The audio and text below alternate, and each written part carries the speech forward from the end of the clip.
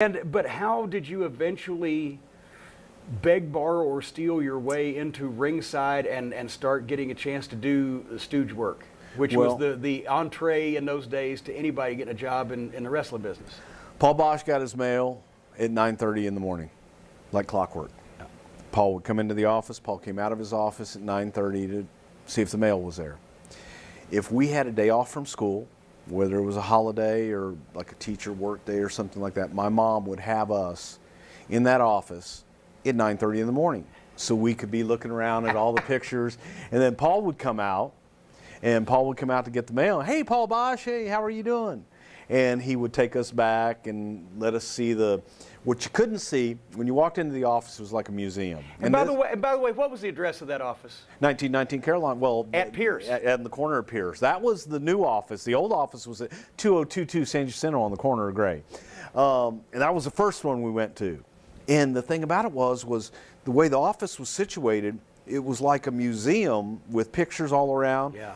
But to get back into Paul's office, there was a hallway of the unseen stuff. And then Paul's office with all the pictures and all the... But you took me there one time when I came in, and it was incredible. I wanted to steal everything. I wanted to just take a truck and jack the building up and take it with me. Yeah, it was neat. But Paul, if he would see us and he would take us back, bring us back to his office and show us around, and that was always because you got to talk to Paul Bosch. He was on TV. Yeah. He was larger than life. Well, Paul was the face of Houston wrestling because of the years that he was on television, even before he was promoter. And we'll get into his background a little bit, but it was almost bigger than seeing the stars because this guy you kind of knew was the boss, was the guy. He was responsible for bringing all those stars to town, all the great action. So he was Mr. TV announcer, as Boris Malenko called him. Mr. TV announcer. Which Ernie Ladd stole when he went to AWA and Indiana and everything. Mr. TV announcer. Yep, exactly. So you hung around the office, and finally there was something to be done. Tom was 4 years older than me, and Tom was taking pictures in high school. So Tom asked if he could take pictures at ringside, and Paul let him take pictures at ringside. Tom did a real good job, and Paul started asking Tom, let me see some of your pictures, and he would use some of them for the program. Which for a 14-year-old kid, that was big time. I can't imagine what that would feel like. Yeah. Well, exactly. So, in Apter and Napolitano and what was the guy in Melby? Norm Keitzer and Jim Melby. Yes. They were using some of his stuff. So Paul was like, let me see your work. And Paul was using it. So Tom got to take pictures at ringside. They needed somebody to sell posters one night, and they got about 5 or 6 kids together, gave us 4 posters each. So go out and sell these, you get a quarter poster. So I go up in the stands, I sell my 4, I run right back down, I get some more, I go up, sell them, come back down, I get some more, I go back up, sell them, come back down. I end up making $12 that night. The other kids end up selling like 1 each, if that. Yeah. So then the next week they go, hey kid, you want to sell posters? I'm like, hell yeah. I'm 10 years old, you make $12. That's big money when you're 10 years old. Yeah, especially in the early 70s. Yes. So started selling posters at ringside and doing that. They did a television show. Tom was the assistant director of the television show. When he got older, he moved on, wanted to be a wrestler, do different things. I took over that spot as the assistant director of the TV show. Imagine being 12 years old and I'm timing out the TV show. Which is basically was wearing the headset. Giving cues. And giving time cues and writing things down on a piece of paper. Right. And 50 years later, I'm not going to make you that old. 40 years at least, you pretty much doing the same thing. Only now there's a lot more members of the crew and there's a lot more equipment involved. And it was crazy, but then I was 14 years old, first time I ever was ring announcer in the Sam Houston Coliseum. And wearing corduroy pants and a Hobie surf shirt. Because Boyd Pierce, the ring announcer, believe it or not, missed a show, which was unheard of at the time too. Yeah, but if a car broke down or whatever, I did the same thing. I showed up one night at the Gardens in Louisville, and they said, "Well, Johnny Randolph, the DJ, can't be here tonight." And they look, Yeah. First couple times I didn't even get in the ring. I was so scared I didn't even get in the ring. I did it from ringside. I asked everybody to stand for the playing of our national anthem. And then The first match was Toru Tanaka introducing from Yokohama, Japan. From Yokohama, Japan! Yeah. And Superstar Billy Graham called me a punk kid, and it was a wonderful night. I'll never forget it. So, talk about Paul personally for a second. He was the ambassador of wrestling. He loved to talk to anybody and everybody that would come to the office or try to interview him or whatever. He loved to spread the good word and goodwill of wrestling. But he was an interesting guy, and you know, we'll get into his. He was born in New York in 1912.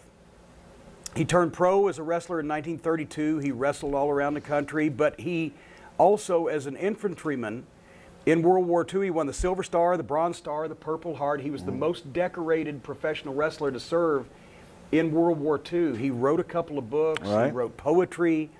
He was well educated. And when Morris Siegel, who had been promoting since 1915, kind of took a liking to him, he was using him on top in the main events when he had that car wreck in 1947, Right. ended his wrestling career. He had to have something to fall back on. He was so glib, they made him the radio announcer. Well, you know, it was an accident that they made him a radio announcer, because Paul walked by and the radio announcer didn't know any of the holds. And didn't know what, you know, right. he's watching the matches and he's calling the matches, but he didn't know any of the holds. So Paul sat down next to him and tried to tell him what the holds were. The guy gave him the microphone. So Paul just took over. So that was actually an accident that Paul kind of fell into that job, and then from there it was television came along, he became the television announcer. But you know, Paul Bosch was a rare breed, and I wouldn't be here if it wasn't for Paul Bosch giving me my break. But it's funny, you talk about Paul being educated. Paul never went to college. Paul, I don't even know if Paul finished high school, but he was a self-educated man. Yeah. Self-made, went into the service and did what he needed to do. He loved wrestling, but he learned, and one thing that I think anybody that was around Paul for any length of time was you give back. And that was like just a simple lesson that I got from him, Jim McInville, anybody that got to be around Paul in a business light and get to learn that philosophy, was you give back to your community. You take care of everything around you. And if you take care of your house and you take care of those around you, they're going to take care of you in return. All the great old-time promoters really had that philosophy because they knew that the wrestlers would come and go, Right. but they were going to be there. And Eddie Graham learned from Dory Funk Sr., who started the Boys Ranch out in Amarillo. Yep. And Eddie Graham took the Florida Boys Ranch, took the concept and helped establish that. And he was always on TV getting some kind of award or trophy or whatever from some community organization or some charitable group. And Paul, and I mean, he didn't do it just for publicity, but he was, you know, wrestling now, especially these days, has such a reputation. But Paul was a member of the community that not only did everybody know and saw him Right. on television every week, but he was friends with George Bush, the old man, not the son that crashed the global economy. But Easy, Tiger. yeah. But he had important friends in Houston at the time. Was one of the biggest Yes. cities, still is, obviously, but it was, you know, one of the biggest cities in the state of Texas. And he knew a lot of the important people, whether it be the newspaper people or whether it be business people around town, so he could get the sponsorships. People weren't embarrassed to do business with Paul Bosch the way that they might be some just generic wrestling promoter these days. You know, you talk about sponsorships and television. The television deal was a barter deal where the television station produced a show for us. They came out and taped it, recorded it, put it on the air, 2 hours every Saturday and Sunday.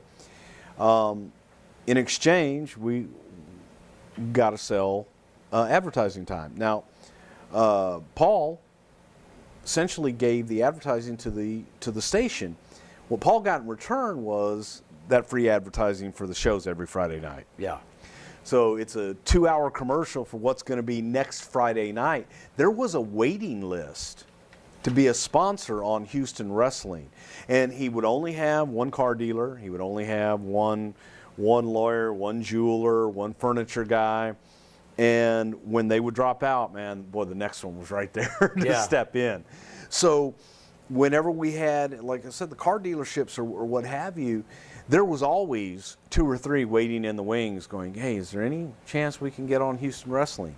Because to stand there next to Paul and have Paul endorse you, that was gold. Well, and also, and we'll skip ahead.